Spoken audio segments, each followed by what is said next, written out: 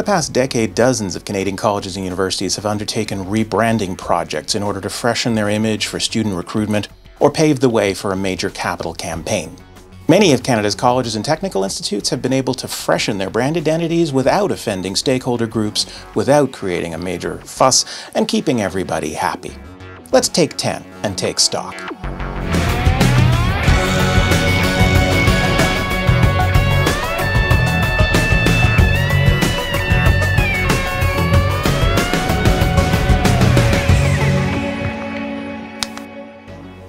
Believe it or not, it wasn't that long ago that you couldn't use the word branding on a Canadian college or university campus without sparking outrage among faculty, students, and alumni. But in the past decade or so, Canadian institutions have realized the importance of developing a coherent, strong brand identity to raise national profile and to recruit students from outside their local regions. So why do strong brands matter? It's pretty clear outside of higher ed that brands like GE, CNN, and McDonald's command immediate recognition in the general public, even among infants and young toddlers, as McDonald's has learned so well. These major brands have invested significantly over decades to build a relationship of trust with their audiences. Online search engines like Google, Amazon, and Wikipedia have made it very clear that being top of mind means you are the place people go in order to find what they want. Brands that have stockpiled goodwill in the bank with their stakeholder groups can bounce back more readily from a crisis or scandal. Brands like Harley-Davidson, Tim Hortons, or hockey teams are things that Canadians identify with an intense tribalism, and college and university brands are no different for their students, faculty, and alumni. A premium brand position means you can command a premium in price. And in post-secondary, that means you can recruit top students with smaller scholarship offers, and you can attract and retain faculty with smaller salary and research amounts. I'm the first to tell you that a logo is not the entire brand identity of an institution, but today we're going to focus on visual identities for Canadian colleges and how those have transformed over the last decade. A visual identity is the most important piece of graphic design that an institution will ever commission. It will be reused thousands of times over many years. Ultimately, a well-developed visual identity will distill the essence of the institution's brand, its mission, vision, and values, and convey those to target audiences clearly and succinctly. Unlike their university counterparts who tend to revere tradition and resist transformational change to visual identity, colleges in Canada tend to revamp their visual identities every decade or so, and they don't seem to encounter the same resistance from stakeholders. Everyone agrees they want a dynamic, modern identity for their institution. In this episode, I'm going to try to run through a series of rebranding projects at Canadian colleges over the last decade, starting with one I managed personally in southern Alberta. In 2007, Lethbridge Community College made the difficult decision to drop the word community from its name. Every other institution in Western Canada had done so years before. It ultimately felt old-fashioned, parochial, and limiting to call itself a community college. Lethbridge College's logo was clearly dated, evoking the typefaces and visual tricks of 1970s design. The T in the middle of community appeared to be artificially extended into a Christian cross, and the whole logo felt too much like a church. The new visual identity included a dynamic, arc-shaped graphic with blue and green evoking environmental science, and also reflecting the rolling coulees of the southern Alberta landscape. The shape was subtly intended to reflect the shoulder patch of law and security officers, echoing other programs as well. The rolling landscape evoked in the graphic suggested broad horizons and open skies, the opportunities that the college opens for its students. The college developed an internal campaign to emphasize that it had not just been renewed, but was totally nude, and Towel Guy became a feature in much of its social media platforms and advertising.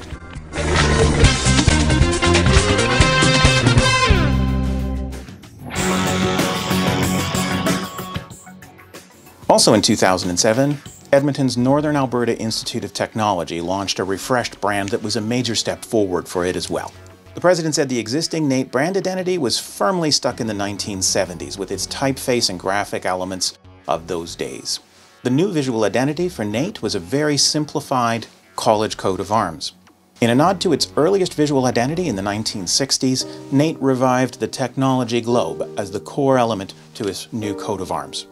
NAIT was in expansion mode, looking at new campuses across northern Alberta, and the new coat of arms echoed the positioning of universities.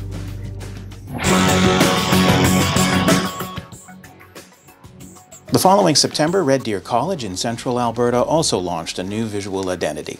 The old visual identity for Red Deer tried to do too much. It contained both the acronym and the full name of the college, it had swooping descenders from the R's and C's, and ultimately it tried to create the antlers of a literal deer's head from the letters RDC. The colors were old and tired looking, and the college was ready for a major refresh.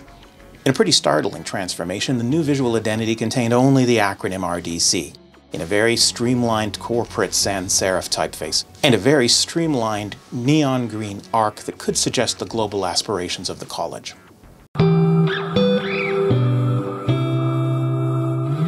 Amongst the rolling hills of the prairies in the heart of central Alberta rests Red Deer College. We are sustainable. We are genuine. We are the future. We are your RDC. From our modest beginnings, RDC's roots are in the heart of our province, and our future knows no boundaries. We've become the educational hub of central Alberta, growing in numbers and reputation. We are connected to our neighbors, to the world. This is my RDC. This is my RDC. This is my RDC. This is my RDC. This is my RDC. This is your RDC.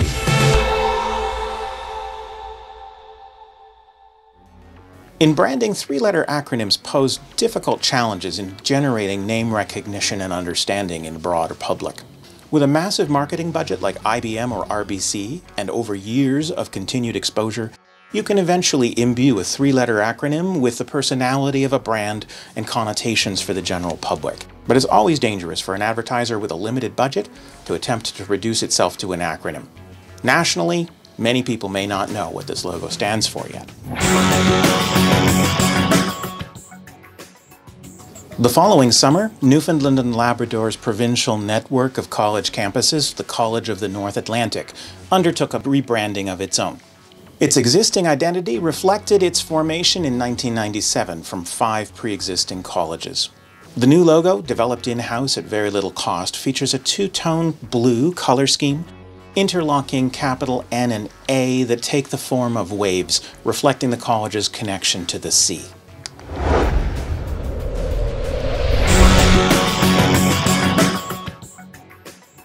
Manitoba's University College of the North launched a new logo also in the summer of 2009. Its existing visual identity didn't appear to be a logo at all and reflected its formation in 2004 from Keewatin Community College. The new visual identity, like RDC's, reduced the name of the college to an acronym, UCN. Powerful, punchy typography, a bold new look, and a global aspiration is conveyed in the new visual identity. The two-tone blue of the new logo is an attempt to evoke the natural setting of University College of the North, lakes, skies, and a 7-pointed star that are traditional Aboriginal symbols. In fall of 2009, Ontario's Niagara College launched a new visual identity too. Its old logo looked dated and tired like the 1960s AT&T logo. The old visual identity seems to suggest the falls as well as a globe. But the new visual identity steps away entirely from representations of wine country or the Niagara Falls tourism region. The new circular logo is distinctive in the country, and it stands out on exterior signage and campus buildings.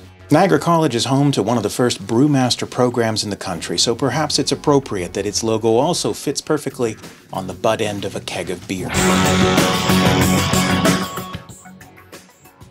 By late 2009, the visual identity for Sault College in Sault Ste. Marie, Ontario had become quite dated as well. It was intended to reflect its geographic location at the convergence point of 3 Great Lakes. Most people looking at the logo saw instead a strangely blue trillium, the official flower of the province. The fine outlines in green and black made this logo technically difficult to reproduce in many situations. The new logo design, launched in October 2009, was much more contemporary. Light gray sans serif typography, the icon shape was subtly refreshed, eliminating the finicky fine lines, and instead making good use of negative space. The launch of a fresh new brand for Sault College was certainly aided by a massive facelift of the campus, and the new logo looks great on brand new buildings. 'Cause these are the best days. These are the best days. These are the best days of our lives. Of our lives. These are the best days. Oh, these are the best days. These are the best days. Oh, these are the best days. The following summer, another Northern Ontario college undertook a major revamp of its brand identity. Northern College had a 15-year-old logo that was technically difficult to reproduce in perfect alignment. More importantly, the all-caps serif typeface made Northern feel unapproachable. Northern's new visual identity design featured a bold capital N atop hills of green, orange, and blue. The president told the media that these earth tones reflected Northern College's connectedness to its communities. In the 1970s, Hamilton's Mohawk College used an outline of a hawk's head in profile as its logo. This old logo had a startling black and red color scheme and is very difficult to find online today. Later, Mohawk expanded its name to Mohawk College of Applied Arts and Technology and started using a more representational illustration of a hawk in flight as part of a word mark in serif type. But in September of 2010, Mohawk launched a brand new identity, dropping the word college entirely, adopting a new rainbow of colors, and a modern gray typeface that suggests it is a future-ready institution. The hawk of the previous two iterations is completely gone. The new visual identity featured primary and expanded color palettes and allowed designers to get creative using the outline of the logo as a backdrop for close-cropped photography. Eventually, Mohawk brought the new visual identity to its campus signage and buildings, and to its Future Ready campaign that emphasized Mohawk as a forward-looking college.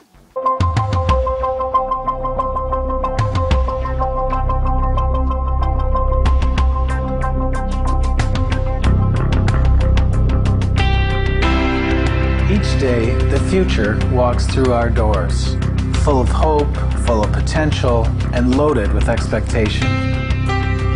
Every one of our students deserves the opportunity to enter the next phase of their life with confidence, excitement, and optimism. Confident that Mohawk has given them the knowledge and the skills to excel in their chosen field. Excited by their prospects for employment and success in today's changing world. And optimistic about their future and their capacity to shape it. And who will our students of tomorrow be? And why will they choose Mohawk College? I'm Kat Cullen, and Mohawk made me future ready.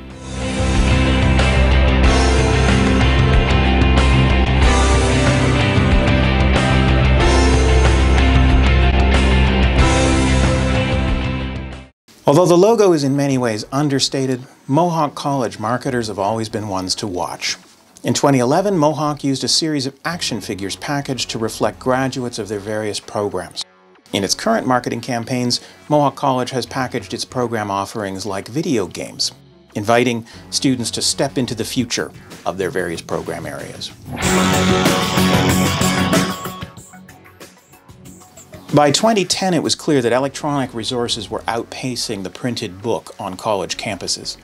And so BC's Langara College abandoned a tired old logo in a dated turquoise color that featured a book bringing enlightenment. Langara's very professional new identity dropped the word college and in fact put a period after the word Langara, emphasizing the name was simply one word, but also suggesting that education is a conversation between students and faculty, between industry and the institution. The new visual identity completely abandons the dated turquoise of the old, focusing instead on orange, which Langara tells us is a color of intellect, ambition, and forward thinking. Even more than the visual presentation of its brand, it focused on simple, clear communication, concise, brief sentences and headlines. Langara positioned itself as the college of higher learning, but also as a college without pretensions. Langara's latest print materials include the use of vibrant orange in duotone photography and curves of orange and yellow to add energy to page spreads. In January 2012, we saw a startling and creative rebrand for Douglas College, also in BC. Douglas abandoned an identity that had only been in use for a couple of years as it was, to move towards something radically different. Douglas is one of the few institutions in the country to use black as its primary visual identity color. It also may be the only college in the country to break its name into 3 parts, deconstructing its identity. What's in a name? Well, that depends. What if more important than what you say is what you do? What if what you do puts people right at the center? Creating a place of ideas and dialogue to help people discover what they love to do. Maybe then, you'd have a name like this. What's in a name? At Douglas College, quite a lot. Douglas's identity stands out in transit advertising, and the big, bold 2-letter headlines are a call to action for prospective students. By October 2012, VCC's identity was looking tired and dated, a dusty forest green color that didn't seem vibrant or high energy, torn paper mountains that suggested its location in Vancouver but little else. In October 2012, VCC's new identity adopted a vibrant neon green. The torn paper mountains were replaced by an energetic curve that suggested both mountains and waves. Ironically, some of VCC's most memorable new marketing materials don't use the new identity at all. Instead, they feature a rainbow-colored VCC acronym, referring to its website, vcc.ca.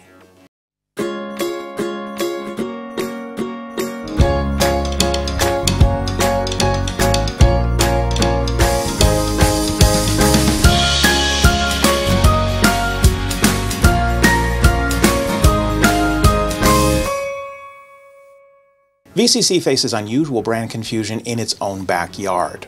Not only does the institution itself have 4 different visual identities available online and in various materials used over time and by different divisions, it also competes with a private institution, Vancouver Career College, that is in a struggle to use the VCC initials as well. Vancouver is home to plenty of organizations claiming the same VCC acronym, from the Vancouver Curling Club and Canary Club to the Christian Centre, the Convention Centre, the Bicycle Series, and the Chamber Choir.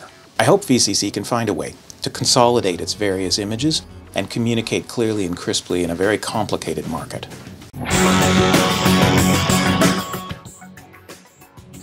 Once again, our 10 minutes are long gone and I've only shared half the college rebrands with you that I wanted to. Still to come are some of the most recent and exciting college rebrands in Canada, including Norquest, NBCC, Sheridan, La Cité, Fanshawe, Georgian, and SciAst. Next time, as a special bonus, I'll share with you the 5 telltale signs that your college visual identity is past its best before date, and I'll identify the 9 colleges I'll bet are going to be the next to revise their identities. I'll also share with you 6 things those new logos will most likely have in common. If you're watching on YouTube, please remember to subscribe to my channel. It will help my rankings in Google search engines and it will help your colleagues to find me. And if you want to stay in the loop with exclusive early access to future episodes, please subscribe to Eduvation's free email newsletter. Thanks again for taking 10, more or less, with me. I hope to see you next time.